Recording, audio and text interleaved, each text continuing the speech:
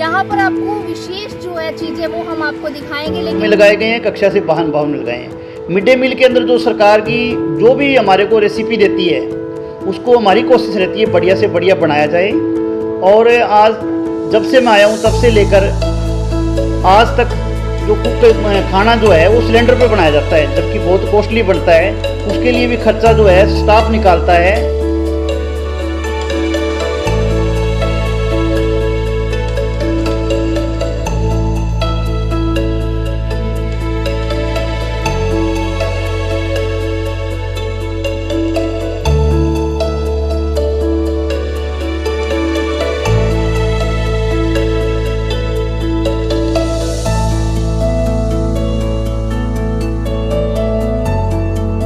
है कि बच्चा स्कूल में आना, बैठना और कैसे उसने रहना ये सीखता है। खेल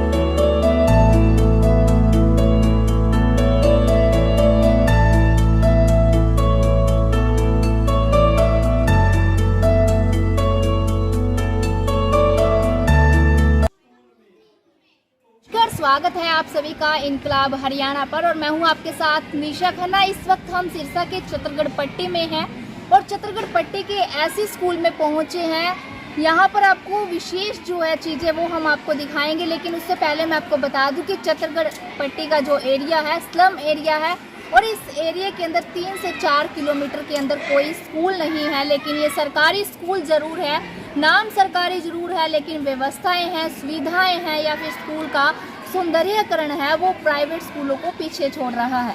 इसको लेकर हम यहाँ के प्रधानाचार्य से बात भी करेंगे, किस तरह से उन्होंने अपनी नेक कमाई से और वहीं यहाँ के और शिक्षकों ने टीम के साथ मिलकर है स्कूल का सौंदर्यीकरण करवाया है। हालांकि ये स्कूल है पहले खंजर हुआ करता था, और अब स्कूल को हम देखें तो स्कूल है जो प्रॉपर वीआईपी तरीके से बना हुआ है। और वाकई में इस स्कूल के अंदर पूरी कवरेज हम आपको स्क्रीन पे दिखाएंगे कि किस तरह से स्कूल में बच्चों को अध्यापकों द्वारा पढ़ाया जाता है, या फिर स्कूल की बात करें साफ़ सफाई की व्यवस्था किस तरह की है, या फिर बात करें बच्चों को खाने पीने के लिए किस तरह से दिया जाता है, वो भी हम दिखाएंगे। तो आइए आपको स्कूल के अंदर लेकर चलते हैं और दिखाते हैं स्कूल के हालात। वाकई में ये स्कूल देखने में देखा जाए तो सरकारी है, लेकिन नाम भी सरकारी है। स्कूल है जो प्रॉपर प्राइवेट स्कूल जैसा दिख रहा है।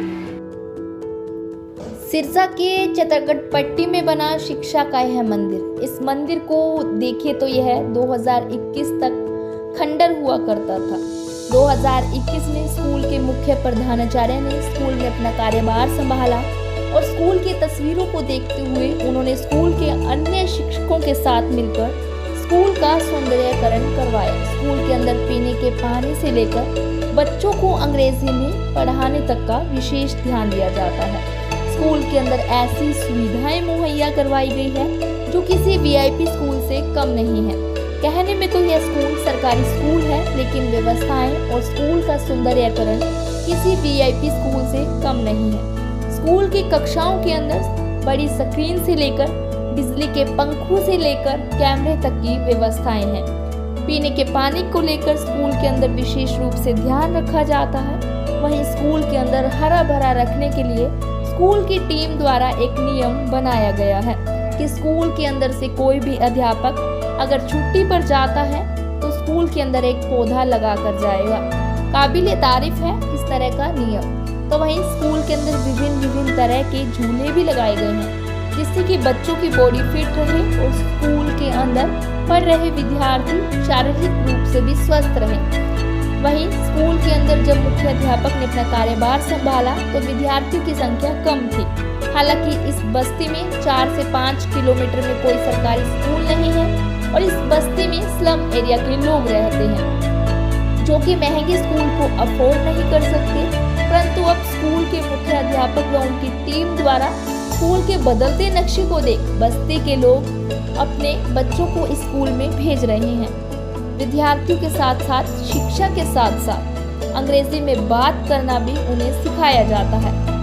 एक बात ऐसी भी हम आपको बता दें जिसे सुनकर आप भी इस मुख्य अध्यापक को सैल्यूट देंगे और उनकी टीम को भी सैल्यूट देंगे, क्योंकि स्कूल के अंदर मिड डे मील की तरफ से सरकार द्वारा भेजे गए राशन से भोजन तैयार किया जाता है। उस राशन से बच्चों की पूर्ति नहीं होती, इसके लिए मुख्य अध्यापक द्वारा एक नियम बनाया गया कि स्कूल के अंदर सभी अध्यापकों के सहयोग से स्कूल के अंदर महीने में एक बार देसी घी का भोजन तैयार होगा। उसी को लेकर स्कूल के अंदर हर महीने देसी घी से भोजन तैयार किया जाता है। वहीं स्कूल के मुख्य अध्यापक ने बताया कि स्कूल के अंदर जब उन्होंने कार्यभार संभाला तो विद्यार्थियों की संख्या कम थी, लेकिन अब स्कूल के बदलते सौंदर्यीकरण और व्यवस्थाओं को देखते हुए स्कूल के अंदर विद्यार्थियों की संख्या पहले से काफ़ी बढ़ी है। वहीं स्कूल के अंदर सफाई व्यवस्था को लेकर विशेष ध्यान दिया जाता है ताकि स्कूल के अंदर वातावरण साफ सुथरा रहे और विद्यार्थी भी मन लगाकर पढ़ाई करें। स्कूल के अंदर एक ऐसी भी चीज़ है जिसे देखकर आप भी हैरान होंगे। आइए स्क्रीन पे भी दिखाते हैं। वहीं स्कूल के अंदर बच्चों को अंग्रेजी में शब्द बोलना तथा उन शब्दों की पहचान करने पर विशेष रूप से ध्यान दिया जाता है। बंसीलाल जोड़े, मैं इस स्कूल में मुख्य शिक्षक के पद पर हूँ। इस स्कूल का नाम राजकीय मॉडल संस्कृति प्राइमरी स्कूल चतरगढ़ पट्टी सिरसा में है। ये मैडम 22 अगस्त 2019 को मैंने मुख्य शिक्षक के पद पर भी यहाँ कार्य ग्रहण किया था। तो इस स्कूल की स्थिति काफ़ी नाजुक थी। मैंने देखा कि इस ऐसी एक जगह स्कूल है ये जो जिसके लगभग 2 किलोमीटर के रेडियस में कोई स्कूल नहीं है। इस स्कूल को अच्छा बनाया जाए ज़िले के अंदर ताकि इसका भी नाम और इन बच्चों को एक क्वालिटी एजुकेशन गुणवत्तापूर्वक शिक्षा मिले। इसके लिए सभी टीचर की एक मीटिंग बुलाकर एक पहल की गई कि इस स्कूल को सौंदर्यीकरण और गुणवत्तापूर्वक शिक्षा देने के लिए हम क्या योगदान कर सकते हैं। तो सभी मेरे जो साथी अध्यापक हैं उन्होंने पूरा बढ़ चढ़ कर भाग लिया और हमने अपनी जेब से पूरा योगदान देते हुए स्कूल के पूरी भर्ती करवाई और इंटरलॉक वगैरह लगवा कर इनमें इसको सौंदर्यीकरण करने के लिए पूरा अपना जो है जोर लगाया। और अंत में ये 2021 के अंदर ये स्कूल एकदम सुंदर बन गया। उसके बाद धीरे धीरे जो स्कूल ग्रांट वगैरह आती थी उनसे जो है इसको और सुधार किया गया।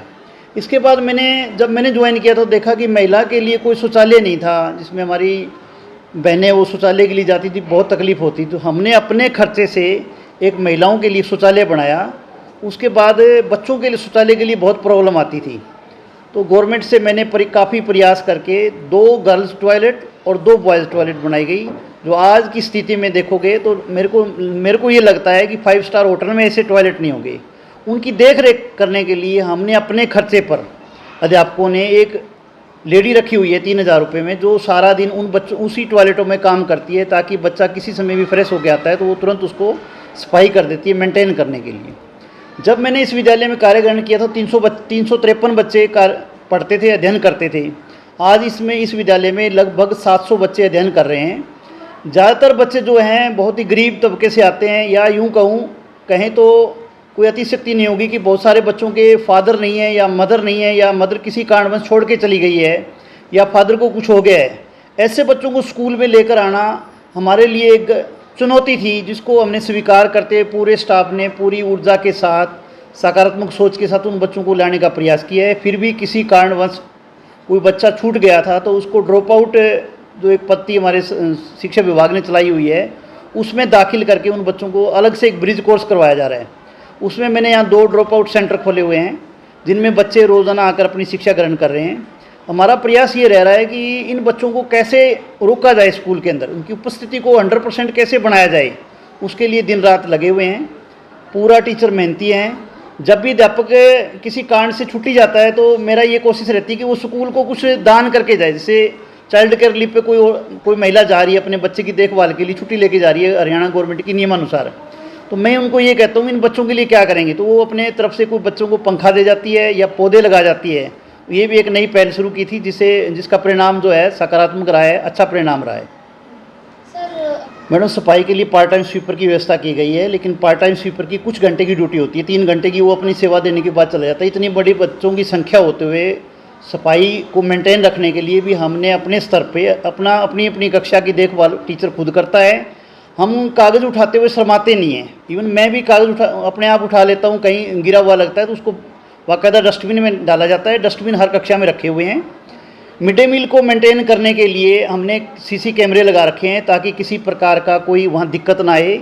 कैमरा हर कक्षा के अंदर लगाया गया है, कक्षा से बाहर भी, बिल्डिंग से बाहर भी लगाया गया है ताकि बच्चों की सुरक्षा को ध्यान रखा जा सके। आज बच्चों की सुरक्षा बहुत ज़रूरी है, तो कैमरे कक्षाओं में लगाए गए हैं, कक्षा से बाहर भवन में लगाए हैं। मिड डे मील के अंदर जो सरकार की जो भी हमारे को रेसिपी देती है, उसको हमारी कोशिश रहती है बढ़िया से बढ़िया बनाया जाए। और आज जब से मैं आया हूँ तब से लेकर आज तक जो कुक खाना जो है वो सिलेंडर पे बनाया जाता है, जबकि बहुत कॉस्टली बनता है। उसके लिए भी खर्चा जो है स्टाफ निकालता है। स्टाफ के किसी बच्चे का जन्म है या खुद का जन्म है या किसी की मैरिज एनिवर्सरी है, तो वो अपना योगदान विद्यालय में देते हैं ताकि बच्चों के लिए खाना बनाया जा सकते हैं। जैसे एक उदाहरण देता हूँ, बच्चों के लिए हलवा जो है रिफाइंड में सरकार ने बोल रखा है रिफाइंड के अंदर बनेगा, और बहुत कम मात्रा दी हुई है जिसके अंदर बनाना संभव नहीं है। फिर भी हम महीने में एक दिन देसी घी का हलवा बनाते हैं अपने स्टाफ के सहयोग से, ताकि बच्चे ही उनका मज़ा चखें, बच्चे खाएं और उनको अच्छा लगे। और हमें बड़ी संतुष्टि होती है जब बच्चे इस तरह का भोजन खाते हैं। तो काफ़ी बच्चे कुपोषण का शिकार थे। जैसे मेडिकल चेकअप हुआ है, स्वास्थ्य का जब चेकअप किया गया तो उनका जो हीमोग्लोबिन है वो बढ़ा है, पहली के तुलना में बच्चों का हीमोग्लोबिन बढ़ा है। इससे ऐसा प्रतीत हो रहा है कि बच्चे जो मिड डे मील खा रहे हैं वो ठीक बन रहा है, अच्छा बन रहा है, तभी उनकी जो है सेहत ठीक हो रही है। जी सर, बाल वाटिका भी यहाँ चल रही है, उसमें क्या कुछ बच्चों को सिखाया जाता है और कब से शुरू हुई है? हरियाणा सरकार द्वारा 1 अप्रैल 2023 को एक नई शिक्षा स्कूली शिक्षा के अंदर एक नए पहल की गई है, बाल वाटिका। 4.5 से 5.5 साल का बच्चा जो है वो बाल वाटिका में दाखिला लेता है। हमारे इस विद्यालय का सौभाग्य प्राप्त रहा है कि अब तक हमने लगभग 75 बच्चों का दाखिला इस बाल वाटिका में कर दिया है। सरकार के अकॉर्डिंग नियम अनुसार तो हमारे को 2 अध्यापक कम से कम चाहिए, लेकिन एक अध्यापिका जो है उनको पढ़ा रही है। बाल वाटिका का ये मतलब है कि बच्चा स्कूल में आना, बैठना और कैसे उसने रहना ये सीखता है। खेल खेल में गति, खेल खेल की जो विधि है उसके द्वारा वो पढ़ना लिखना भी सीखता है। तो बच्चों को मैंने देखा है बहुत रुचि ले रहे हैं, मौखिक पठन करते हैं, अपने आप जो है कूदते हैं, खेलते हैं, चित्रकारी करते हैं, जिसके अंदर उनके अंदर जो है मनोबल बढ़ा है। वो आगे जब कक्षा फर्स्ट में आएंगे तो वो हमारे लिए लाभप्रद होंगे, ताकि उनको कोई दिक्कत नहीं आएगी, स्कूल से वो घबराएंगे नहीं। तो बाल वाटिका एक अच्छी पहल है सरकार की, लेकिन इसमें जो है एज ग्रुप हम ये चाहते हैं एज ग्रुप 4 वर्ष किया जाए, क्योंकि पेरेंट्स जो हैं धक्का करते हैं, 4 वर्ष के बाद वो किसी प्राइवेट स्कूल में लिखा देते हैं नाम। तो हमारे पास जगह की भी कमी है। जब मैंने यहाँ विद्यालय में ज्वाइन किया था तो जगह की कमी थी, लेकिन हमने सकारात्मक सोच रखते हुए ब्राउंडों को भी कमरे बनाकर बच्चों को दाखिल किया है, ताकि कोई भी बच्चा इस एरिया के अंदर शिक्षा से वंचित ना रहे, इस अभाव में ना रहे कि कमरा नहीं है तो हम दाखिल नहीं करेंगे। कोई भी बच्चा मेरे स्कूल में आता है उसको उचित बैठने के लिए स्थान दिया जाता है, चाहे क्यों ना उसको ऑफिस में बिठाना पड़े। ऑफिस भी हम खाली कर देते हैं बच्चों को बिठाने के लिए। बच्चे के लिए शिक्षा जरूरी है। हरियाणा सरकार द्वारा पिछले गत वर्ष में इंग्लिश मीडियम स्कूल बनाए गए, जिसका परिणाम ये रहा कि प्राइवेट स्कूलों से बच्चे जो हैं छोड़कर हमारे स्कूल में दाखिल लिया। लेकिन मैंने और मेरे स्टाफ ने महसूस किया कि जो बच्चे हमारे पास ऑलरेडी दाखिल थे या बहुत ही वंचित वर्ग से थे, वो भी इंग्लिश सीखने के लिए जिज्ञासु थे।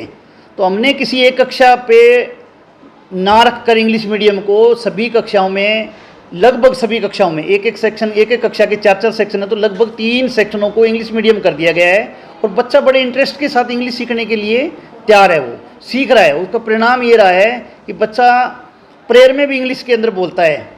तो इंग्लिश काफ़ी समय के अनुसार जो है लाभप्रद है, तो हमारे स्टाफ भी पूरा इंटरेस्ट ले रहा है। मैं खुद इसके अंदर जो है रुचि लेता हूँ, ताकि बच्चे जो है प्राइवेट स्कूलों का, कॉन्वेंट स्कूलों का मुकाबला कर सके।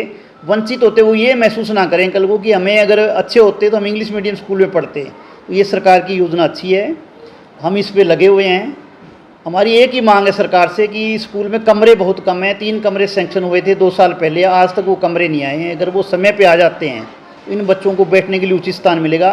देखो, आपने देखा होगा कि कमरे के अंदर कक्षा लगी हुई है, बरामदे में भी कक्षा लगी हुई है, तो कहीं ना कहीं दोनों कक्षाएं प्रभावित होती है। पढ़ाना बहुत मुश्किल है, क्योंकि पढ़ना और पढ़ाना दोनों ही प्रक्रिया जो है बहुत मुश्किल है। इसको समझना टीचर ही समझ पाता है जो करवा रहा है, तो काफ़ी मुश्किल है। मैं सरकार से, विभाग से उम्मीद करूँगा कि वो जल्द ही जो है कमरों का समाधान करेंगे। फिर भी हम अपनी तरफ से जितना संभव होगा उतना बढ़िया एक सोच के साथ इसको, स्कूल को और आगे लेके जाना चाहेंगे। जब उपायुक्त महोदय द्वारा इस स्कूल में एक अभियान चलाया गया, स्वच्छता अभियान, उस स्कूल में भी हमारे इस स्कूल ने ज़िले में हाथ धोने में पहला स्थान प्राप्त किया था। स्वच्छता के अंदर खंड में पिछले साल पहला स्थान प्राप्त किया स्कूल का। इस बार भी हम ज़िले के अंदर जो स्कूल सौंदर्यकरण निकाले जाने पुरस्कार, उसके अंदर भाग ले रहे हैं। उम्मीद है कि हम जो है इस बार प्रथम स्थान प्राप्त करेंगे ज़िले में। हमारे और मेरी और मेरे स्टाफ की पूरी कोशिश है कि हम इसमें पहला स्थान प्राप्त करें। आप एक बार मेरे टॉयलेटों का विजिट करके देखोगे तो वास्तव में वहाँ देखोगे कि प्रतिदिन जो स्वच्छता है वो ऐसी पाई जाती है। बच्चों के लिए हाथ धोने के लिए साबुन है, बाकायदा तौलिया रखा गया है और एकदम क्लीन टॉयलेट रखे गए हैं।